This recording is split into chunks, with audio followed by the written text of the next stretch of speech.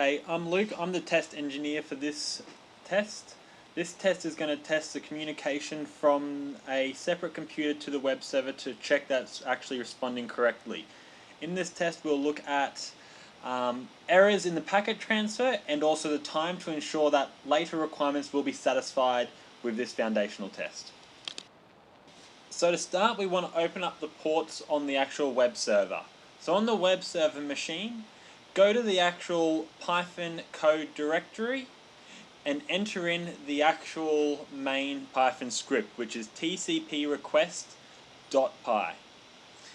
From here, you'll have to enter in your password, as this requires administration access. Once you've entered this in, you will get all your commands that will start the actual script. So this will be listening and connecting to the actual port, as seen on the screen now. This means your system is ready to start communicating. From a different machine, you now want to actually test that the port is actually open. In this case, we're using telnet, and we'll sudo telnet the actual IP address and then one of the ports of the web server. In this case, it's 1000. We'll run this actual command and we'll review the actual results. So make sure it actually connects. As this case, it is actually connected to it.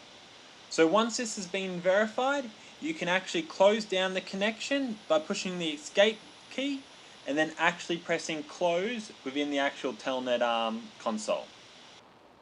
Now the communication between the host and the web server is ready. Now open the client script, and in the client script you've got to add the test.1 JSON in the send and receive. Once you've done this, run the script and this will send the actual file from the client to the actual web server. You will have the time of the send and receive, which can be actually gathered to record the data in the actual results. Once this has been gathered, you want to actually just check that the server has also received the file, which you can do it in the terminal. So now actually go to the server and check the test file 1 and check that it matches the transfer file 1. So as you can see, the test file 1, which is now opened, has the data on the screen. Now opening the one that got received.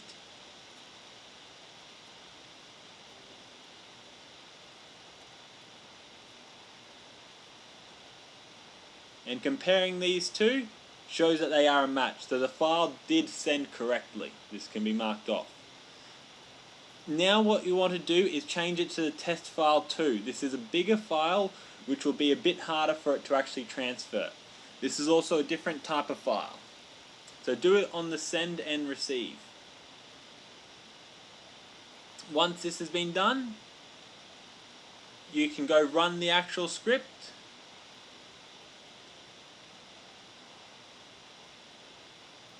And check that the file is actually sent through your actual Python shell.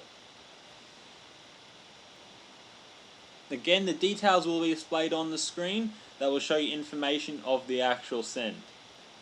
What you've got to do is again confirm that these files are actually a match by opening them both up and doing a comparison on them both. As you can see, these two are very similar and they basically match. So they can both be closed. Check the file sizes to ensure that they both are a match. This is a second way to confirm that files are exactly the same. Next step is change to the next test file. Again, a bigger file testing the communication on bigger actual files.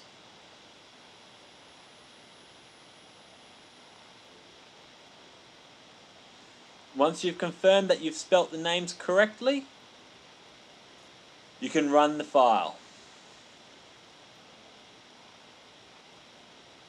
Again, the information will show on the Python shell and also in the web server. Confirm that these two files are exactly the same by opening both of them.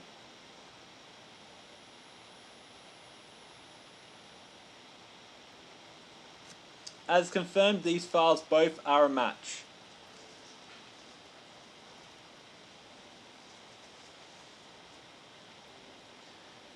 Looking through the file, there's been no reports of errors in there. This meaning no errors have come through. An error message will appear if there is corrupt data in one of the actual transfers. Now we want to try the next test file, which is again a bigger file that will test the packets and how much it can actually send. Doing this, run the file. And again, confirm that they are a match. This is test for the first, the original image, and then test for the sent image. As you can see, they are both a match.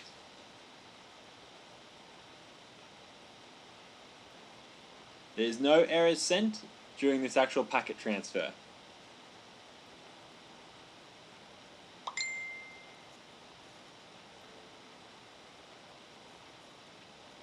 Now we want to test the final image. This is a large file which we do not expect to transfer, but we want to check to see if the code will be able to support this type of a large file like this.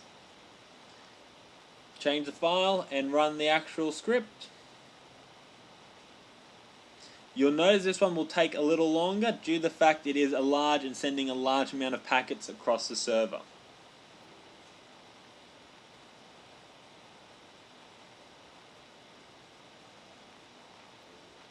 As you can still see, it is still sending the actual packets to the actual server, and the server has not received them all yet. Now the server has received them all, you can now go in and check to confirm that these two files are actually matches. Let's confirm the original file and now the received file. As you can see, these are a match, and therefore all files were transferred correctly with no errors in them. So the communication works correctly. For the data to pass this test, a 1 kilobyte file must be transferred in under half a second, and a 100 kilobyte file must be sent in within 1 second. This is to meet the requirements of the 720p video and the data to be sent within the correct time frame. As shown in these tests, the JSON file, which is the test file 1, will pass, but an image file will not pass. This can be modified at a later stage to improve speed, but as current, 720p is not supported in our current web page. Currently, most of the foundation requirements are passed within this actual test, except for 31, which is 720p video. As a current stage, this is a fail, though it will be possible with adapting of more time that this requirement can pass the actual test. That being the end of this test report, it will now carry on to the next test report.